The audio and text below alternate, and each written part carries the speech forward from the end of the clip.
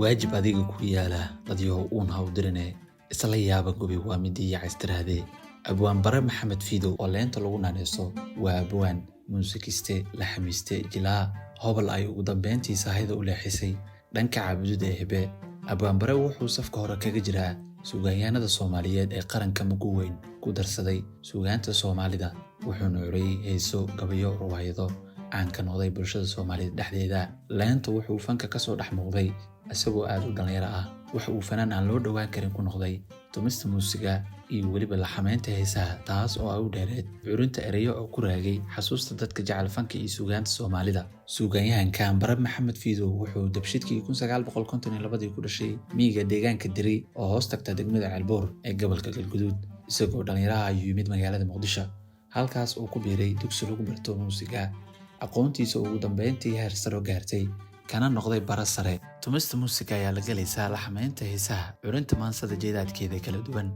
iyo falkinta fanka riwaayadaha taas oo darajada ugu sareysa uu abwaanka gaaro darajooyinka Soomaaliyeed abwaan bare wuxuu sanadkii 1974 wax ka dhibay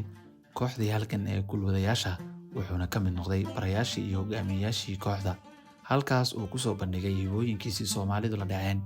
iyo heesihii qalbi taabadka ahaa abwaan leenta waxaa lagu xasuustaa riwaayadihii aadka loo jeclaystay oo ay ka mid ahaayeen ka joog adiga maahee beenay raadka aad raacdo kugu maqan qabri hadiman maandeeq oo abwaan cabdiqays la curiyay maansooyinku uu abwaan leenta curiyay waa ay tiro badnaayeen sidoo kale heesaha aadka u badan oo abwaanka curiyay waxaa ka mid ahaa heesta aadka u caan baxday markaan daada jiray 15 oo ah hees aan duugoobin oo ay ku maadeystaan fax kasta uuna ku luuqeeyay gobolka Xasan Aadan Samatar abwaan bare wuxuu heestaan inoogu bidhaamiyay qayb ka mid ah waayihiisii dhalinyarimo gaar ahaan markii uu soo qaaday uu raadinta u galay boqoradii uu nolosha la wadaagi lahaa wuxuu humaag ahaan nagu tusanayaa sida ay ugu adkaatay in uu qoftiisa ku xusho gayankiisa talmoon ay isku loodka haayeen wuxuuna ku bilaabay markaan daada jiray 15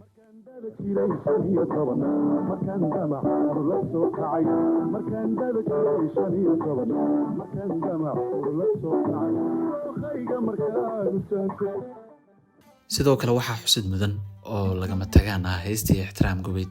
oo ay ku luuqeysay Xabiiba Xasan Tooxo taas oo ay reedeedu ay ka mid yihiin ixtiraam gubeed iyo wanaag baan isku ogeynay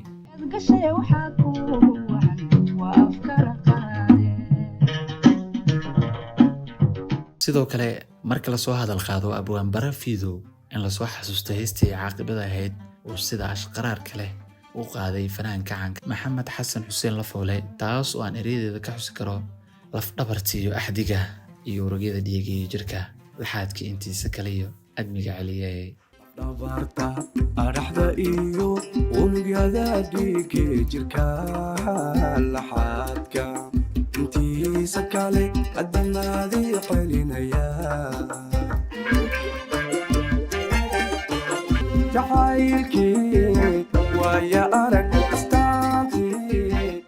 intaas iyo kuwa kale oo badan abwaan bare fiidow leenta suugaantiisa kuma saabsan oo kaliya wadaniyada iyo jacaylka wuxuu sidoo kale wax ka yiraahdaa arrimaha bulshada waxaana jirta hees aan oran karayo waa heesta ugu caansan ee soo labaysa heesta astaanta qarankeena heestaas oo loo garan og yahay magaca erga dumar waxaana ku luuqeeyaa oo qaab qalbi taabada u qaaday hobolada caanka ah Xabiiba Xasan Tooxo waa hees garanaysho oo ay dumarka Soomaaliyeed ku xasuusanayaan ragga Soomaaliyeed xaqa ay ku leeyihiin ugana sheegayaan abaalkii loo galay aysan ku bedelin qaxin kufsi dilad iyo tumashada xuquuqda dumarka waxa ay reeday heesta ka mid ah asaaskii dunida iyo aniga dumar baan nahay warshadii admiga iyo udubkii noloshaan nahay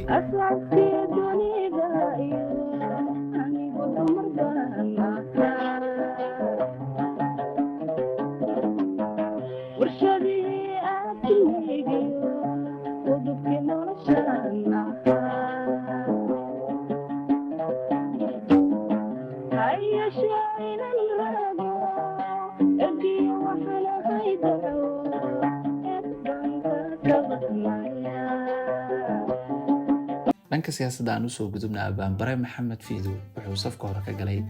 abwaanadii suugaantooda ku dhaliilay taliskii Maxamed Siyaad Bare wuxuuna sidaa laga filinayay